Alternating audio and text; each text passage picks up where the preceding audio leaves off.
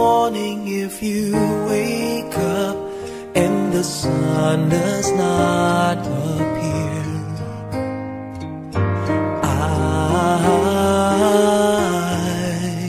I will be here.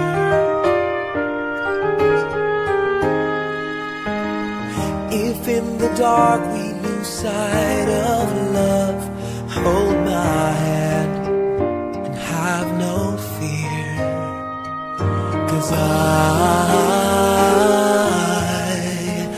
I will be here. I will be here when you feel like being quiet, when you need to speak your mind. I will listen and I will be here when the laughter turns to crying, through the winning and losing and trying, we'll be together, 'cause I will be here.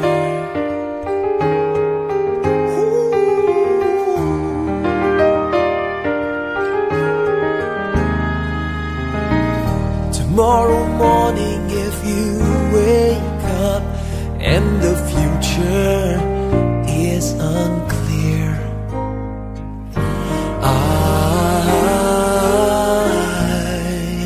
I'll be here.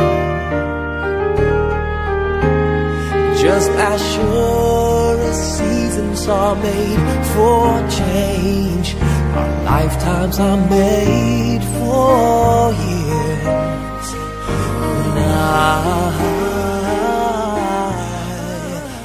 Sinasabi ng Biblia, ang mga bagay na nakikita may katapusan. Dapat ang analysis, ano ba yung pinaka-importanting bagay sa mundo? Lahat ng importanteng bagay dito may katapusan. Eh kung alam mong may katapusan, ba't mo naman ipagpapalit yung Diyos sa bagay na may katapusan? Kung alam mo ang halaga ng Diyos sa buhay mo, at kung alam mo ang halaga ng paglilingkod sa Diyos, hindi mo siya ipagpapalit sa bagay na may katapusan. Kasi lahat ng bagay na naririto sa mundo na nakikita natin, may katapusan. Pati brilyante, pati diamante, huwag ka maniwala sa sinasabi. Ikaw ang init sa lamig nitong gabing hinaharap. Ikaw ang ilaw sa dilim ng buhay kong walang kislap. Sa piling mo'y walang lamig, sa piling mo'y walang dilim. Ikaw ang awit sa puso kong dinihag ng lumbay. Ikaw ang sinag na kay tagal ko nang hinihintay. Sa piling mo'y walang lumbay, sa piling mo'y maghihintay. Ikaw ang aking bukas, ikaw ang aking ngayon. Mahirap mang takasan ang pait ng kahapon. Ikaw ang nanaisin magpakailan pa man. Ngayon, bukas, kahapon.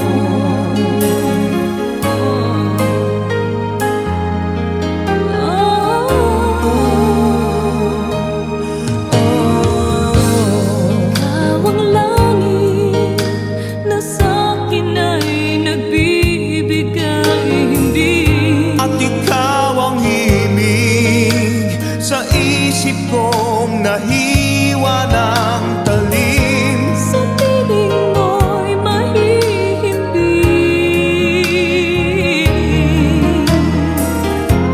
sa piling mo'y walang talim. Ikaw ang aking bukas, ikaw ang aking ngayon. Mahirap mang takasan ang pait ng kahapon. Ikaw ang nanaisin magpakailan pa man. Ngayon, bukas, kahapon.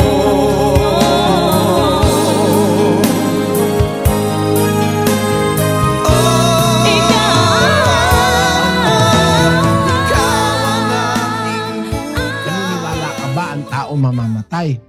Oo raw. Naniniwala ka hindi ka mamamatay kung hindi pa gusto ng Diyos.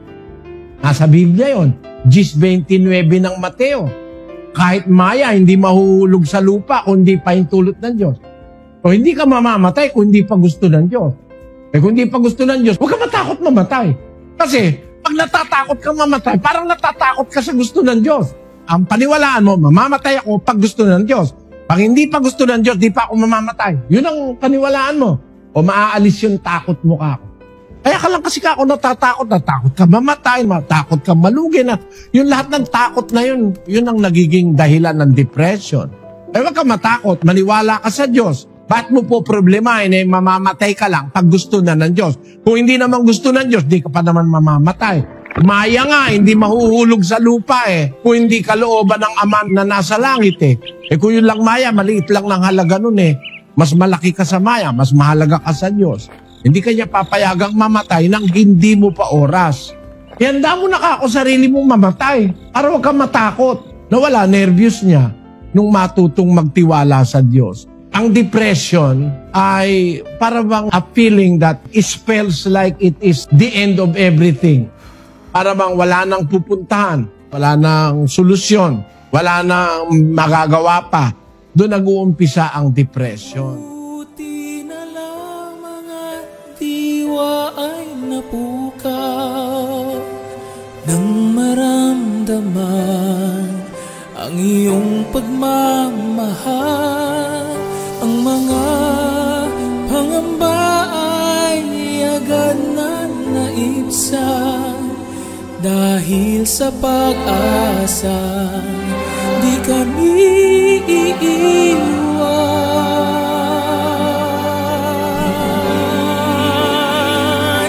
kami magwawagi kung iyong sasamahan, at sa aming laban ay laging tutulungan. Hindi magagapi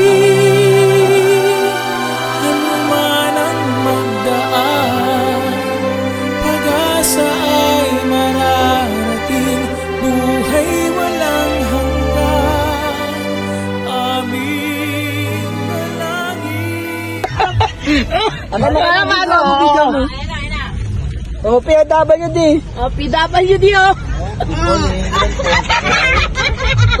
Yung driver namin, PWD. 7 adults. Tapos 3 bata. Ito na lang na. Uy, ang baho ng hiniha mo. Magkano yung adult? PWD.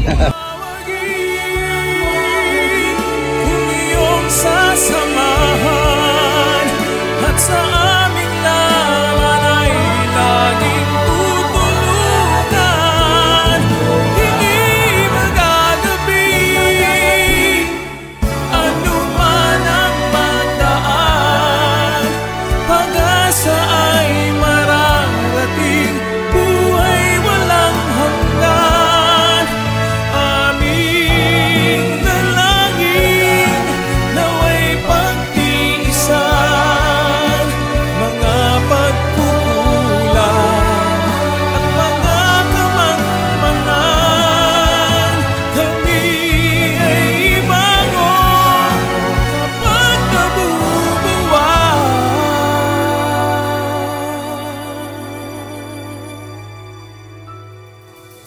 at huwag bayaan sa iyo'y mapawan.